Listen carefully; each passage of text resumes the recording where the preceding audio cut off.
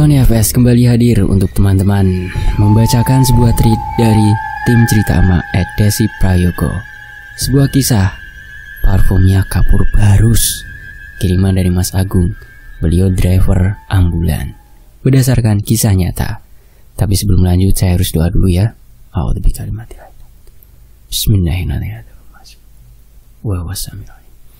Allahumma sholli ala Sayyidina Muhammad sallallahu alaihi wasallam. Ini dia selengkapnya.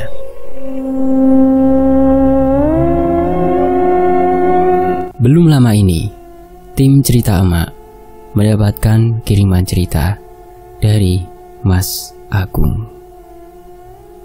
Beliau berprofesi sebagai driver ambulan di salah satu rumah sakit yang ada di kota tempat tinggalnya. Mas Agung sendiri sudah bekerja hampir 7 tahun menjadi seorang sopir. Yang awalnya bekerja jadi driver ambulan di puskesmas hingga akhirnya menjadi driver di rumah sakit. Tentunya sebagai driver ambulan membuat Mas Agung mengantongi banyak sekali cerita yang tidak mengenakan. Entah itu disasarin makhluk tak kasat mata, sampai mengalami kejadian kesurupan yang terjadi kepada rekan kerjanya. Terkadang, Mas Agung setiap mengantar pasien atau mengantar jenazah ditemani oleh satu rekan seprofesinya, namanya Mas Galuh. Tujuannya jika hendak mengantar jenazah keluar kota, dia ada yang menggantikan, sehingga dia punya waktu untuk istirahat sejenak. Tapi terkadang dia harus mengantarkan sendiri jenazah yang ada di rumah sakit. Biasanya sih, kalau jenazah yang meninggal dalam 1 hari lebih dari 3, jadi Mas Agung dan Mas Galuh harus berbagi tugas di ambulan yang berbeda. Kalau Mas Galuh sendiri masih baru menjadi sopir ambulan, kurang lebih baru 3 tahun bekerja di rumah sakit yang sama dengan Mas Agung. Kali ini, Mas Agung ingin membagikan pengalamannya ketika mengantar salah seorang jenazah korban tabrak lari, yaitu seorang pemuda berusia 28 tahun yang meninggal akibat tabrak lari. Sebelum itu saya mau kirim Fatihah dulu ya buat korban tersebut. Al-Fatihah. A'udzubillahi minasyaitonir.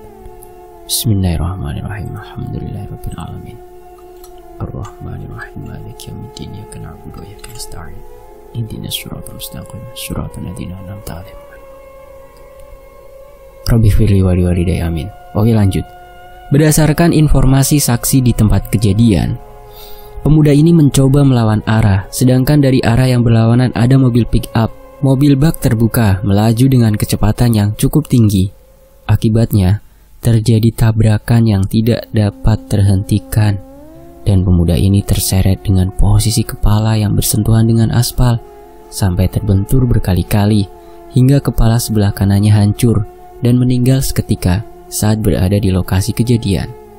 Sayangnya setelah menabrak, mobil pick-up itu berhasil melarikan diri, dan untuk informasi lebih jelasnya Mas Agung tidak tahu perkembangannya. Kembali ke cerita. Kebetulan saat itu Mas Agung harus mengantar jenazahnya seorang diri. Sedangkan jarak dari rumah sakit ke rumah jenazah ini cukup jauh, sekitar 2-3 jam perjalanan dengan menggunakan mobil. Bagi Mas Agung mengantar jenazah korban kecelakaan seperti itu bukanlah kali pertama.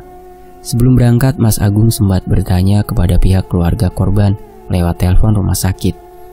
Kenapa jenazahnya tidak dimakamkan besok pagi saja?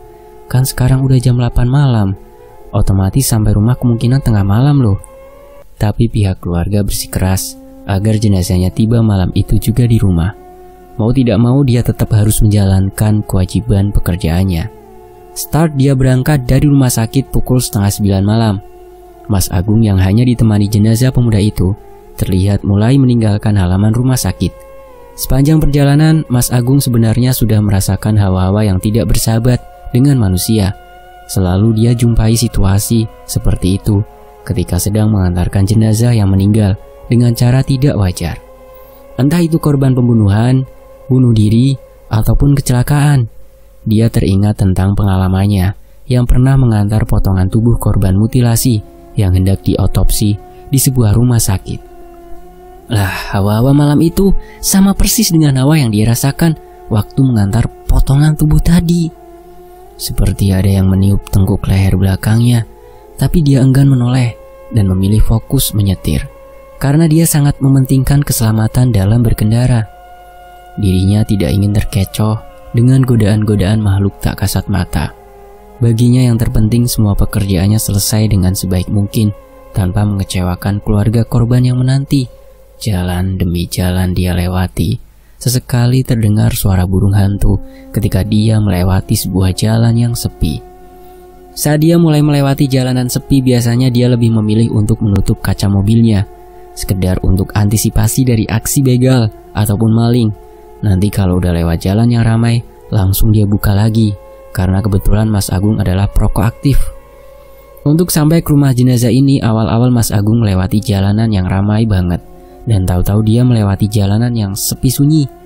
Jalanan sepi ini seperti tidak berujung, dan sama sekali tidak nampak ada aktivitas manusia. Meski sepi, tapi serasa banyak mata yang seperti melihat pergerakan mobil ambulan. Mata itu seperti melihat dari celah-celah pohon yang tumbuh tinggi di kanan kiri bahu jalan. Memang rutenya melewati salah satu hutan terangker di wilayah sana, tapi Mas Agung tidak menyangka jika jalanannya bisa sesunyi ini. Padahal jalanan yang dia pilih adalah jalanan utama, bukan jalan tikus atau tembusan. Lagi-lagi dia hanya mengandalkan doa-doa yang dia bisa. Sembari terus menyetir, Mas Agung tidak pernah berhenti berzikir dalam hati sambil tetap waspada. Tak terasa jam sudah menunjukkan pukul 11:30 malam. Berarti dari jalanan yang ramai terakhir itu sudah 2,5 jam perjalanan, tapi belum keluar-keluar dari hutan. Gumam Mas Agung dalam hati. Dia semakin memperkencang zikirnya dan berharap tiba di rumah korban dengan selamat. Di tengah rasa takutnya, Mas Agung mendengar dari arah belakang ada seperti suara benda-benda yang terguncang-guncang. Sedangkan dirinya sedang tidak melewati jalanan yang berbatu ataupun berlubang, karena dirinya saja tetap duduk dalam kondisi baik-baik saja. Mas Agung pun memilih menepi di pinggir jalan untuk melihat apa yang sebenarnya terjadi di belakang. Pas waktu Mas Agung berhenti dan mematikan mesin, suara guncangan itu masih terus berlangsung. Karena penasaran, dia pun mulai mengintip dari sekat kaca antara ruang kemudi dan area belakang. Di situ, Mas Agung mendapati bahwa keranda mayat yang dia bawa terguncang-guncang cukup hebat. Tapi sama sekali tidak ada yang menggerakkan. Matanya terpaku, hanya memandang ke arah keranda itu. Tubuhnya kaku, seakan terkejut dengan apa yang dilihatnya. Padahal bukan pertama kalinya. Kejadian-kejadian seperti ini memang sudah sering dia alami, tapi berbeda dengan hari itu. Tak lama dirinya terkejut ketika ada suara ketukan tangan seseorang yang mengetuk kaca pintunya. Dia melihat ternyata ada seorang pemuda berusia sekitar 25-30 tahun berdiri setengah mengintip ke arahnya. Karena takut begal ataupun maling, Mas Agung teriak dari dalam, "Kamu siapa? Mau apa?" Pemuda itu menjawab, "Saya Rifki, Pak. Saya bukan orang jahat kok. Bapak bisa keluar sebentar, saya mau bicara." Entah kenapa Mas Agung ini memiliki firasat kalau Rifki ini orang baik, makanya dia percaya dan keluar. Saat Mas Agung sudah keluar langsung bertanya, "Mau apa Mas sampean?" "Begini Pak, saya mau numpang sampai ke alamat ini," sambil nyodorin kertas. "Soalnya saya habis kemah di sana Pak," sambil nunjuk ke arah salah satu sudut di hutan itu. "Nunggu pick up gak lewat-lewat Pak. Saya kebetulan gak bawa kendaraan pribadi soalnya," jelas Rifki kepada Mas Agung. Karena merasa kasihan, Mas Agung pun bersedia. Tapi sebelum itu untuk berjaga-jaga, dia memeriksa Rifki terlebih dahulu dari ujung rambut sampai kaki. Barangkali ada sajam yang dia bawa. Ternyata sama sekali tidak ditemukan sajam di antara bawaan Rifki, dan Mas Agung langsung mempersilahkan masuk. Kebetulan arah mereka sejalan, dan sepertinya Rifki adalah tetangga jenazah ini, karena alamatnya sama. Setidaknya Mas Agung punya penunjuk arah. Mas Agung pun mulai menyalakan kembali mesin mobil ambulannya. Akan tetapi, Mas Agung sedikit keheranan dengan aroma parfumnya Rifki. Dia iseng tanya ke Rifki, "Parfum kamu merek apa? Kok baunya kayak kapur barus? Saya baru kali ini cium ada parfum yang baunya kayak gitu. Biasanya saya jumpa aroma-aroma kayak gitu kalau lagi ngangkat jenazah yang baru dikafani ke dalam mobil." Sambil sedikit tertawa kecil, Mas Agung berkata. Rifki ternyata tidak marah dengan ucapan Mas Agung. Justru dia menanggapinya sambil tertawa lepas dan berkata, "Sampean deso Mas. Masa aku disamakan sama jenazah yang baru dikafani. Ada-ada aja mas ini. Lagian parfum kayak gini sampean bisa temui di toko-toko parfum oplosan mas. Mas Agung hanya membalasnya dengan senyuman dan anggukan. Lalu Mas Agung kembali menjalankan mobilnya untuk melanjutkan perjalanannya. Sampai Mas Agung lupa dengan kejadian keranda bergoyang yang ada di bagian belakang. Niat awalnya berhenti mau ngecek atau sebatas betulin, jadi teralihkan dengan sosok Rifki ini. Selama dalam perjalanan, Rifki ini tipe anak yang seru dan asik kalau dijadikan teman ngobrol. Hampir di setiap jalan yang mereka lalui, selalu ada saja obrolan yang mereka bahas. Bahkan semakin lama, obrolannya makin seru, dan mereka pun semakin akrab. Mas Agung waktu itu nggak mikir apa-apa soal Rifki. Dia menganggap Rifki ya selayaknya manusia sama sepertinya. Tak terasa, sudah pas tengah malam. Mas, kalau lewat sini bakal jauh. Gimana kalau coba lewat kiri? Pasti langsung ketemu jalan raya ke arah desa D, ucap Rifki sambil menunjuk arah untuk memberitahu Mas Agung. Mas Agung lalu menjawab, "Kamu yakin, Rif?" Rifki hanya mengangguk dan tersenyum. Senyumnya itu khas banget. Dia punya lesung pipi, tapi cuma di pipi sebelah kiri. Kayak cowok-cowok idaman cewek-cewek, ditambah anaknya itu santun banget, tutur Mas Agung kepada tim cerita emak saat coba kita tanyai seputar sosok Rifki. Coba dia ikuti saran dari Rifki dan benar. 10 menit kemudian mereka ternyata sudah tiba di jalan raya utama yang kalau maju dikit sudah mulai memasuki kawasan desa D. Desa rumah keluarga jenazah itu dan desa tempat tinggal Rifki. Ketika sudah dipastikan Mas Agung benar-benar berada di desa tersebut, Mas Agung langsung mencoba menghubungi keluarga korban. Karena Mas Agung tidak tahu rumahnya di mana dan minta dijemput di depan jalan masuk ke desa itu. Tidak berselang lama ada 2 orang pemuda yang menghampiri mobil ambulan Mas Agung. Ternyata 2 pemuda itu adalah sepupu dari korban dan akan mengarahkan Mas Agung ke rumahnya. Akhirnya Mas Agung mengikuti arah motor itu dari belakang. Nampak semua warga desa itu keluar rumah masing-masing, seperti ingin ikut menyambut kedatangan jenazah ini. Pikir Mas Agung mungkin semasa hidupnya jenazah ini orang baik, makanya banyak yang sayang dan sedih atas kematiannya. Anehnya, saat Mas Agung menoleh ke Rifki, dia melihat kalau Rifki ini menangis. Saat Mas Agung tanya kenapa, tapi Rifki hanya membalasnya dengan gelengan kepala sambil sesenggukan. Dalam hati Mas Agung bertanya-tanya, apa Rifki mungkin kenal dengan jenazah yang dia bawa ya? Entahlah, Mas Agung lebih memilih untuk terus melanjutkan perjalanannya agar dia juga bisa segera balik ke rumah sakit. Tidak butuh waktu lama, Mas Agung sudah bisa di rumah keluarga korban. Di sana ternyata sudah dipersiapkan segala sesuatunya dan rumahnya nampak terang sekali. Ada banyak pelayat juga di sana dan mungkin beberapa anggota keluarga dari korban.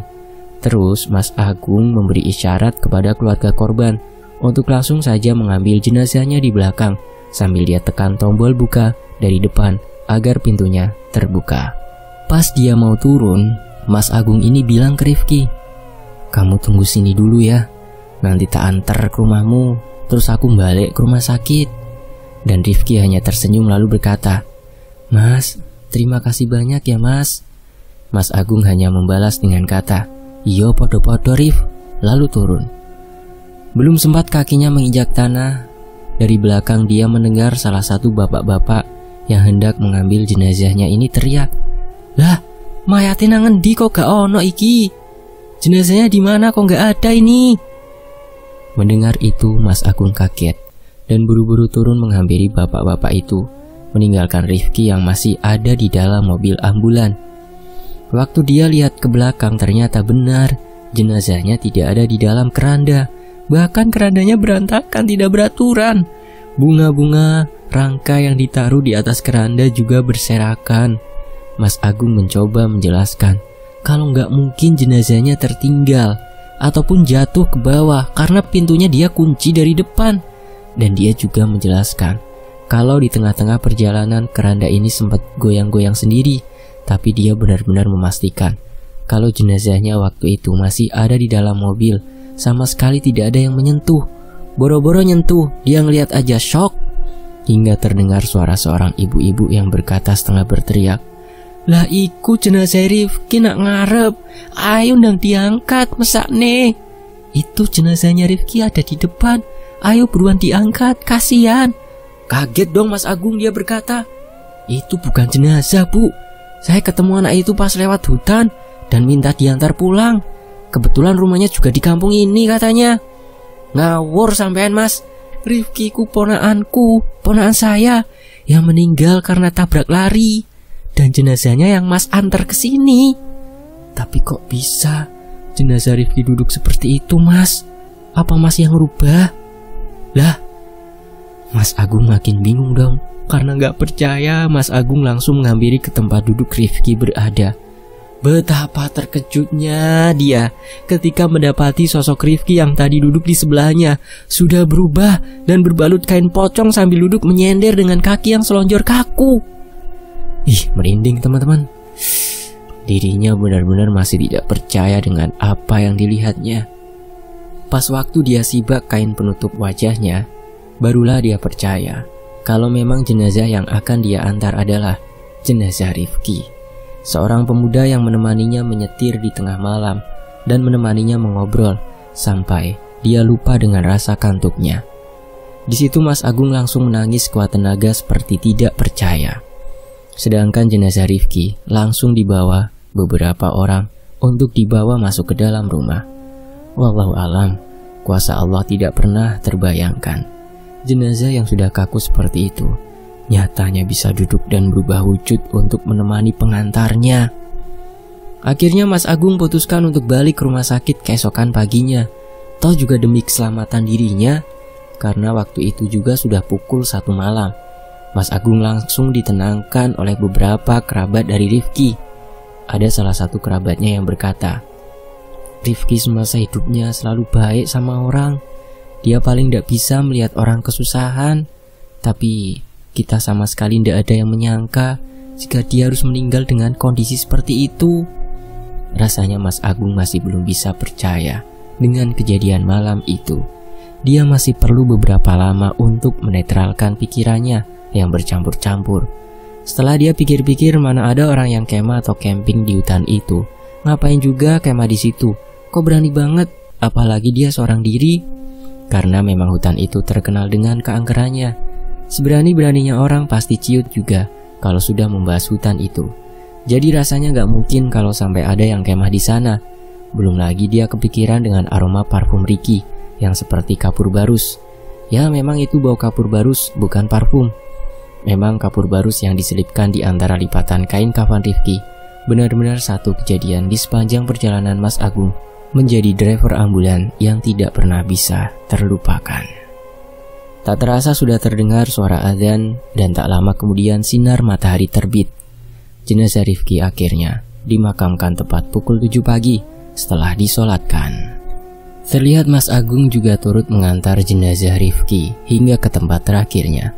Benar-benar mengantarkan Rifki sampai rumah terakhirnya dengan selamat, sesuai janji waktu itu kepada mendiang Rifki. Barulah sekitar pukul 9 pagi Mas Agung pamit untuk kembali ke rumah sakit. Dalam perjalanan, dia ingat dengan petunjuk arah dari Rifki, dan ternyata membuat jaraknya dekat sehingga tidak memakan banyak waktu.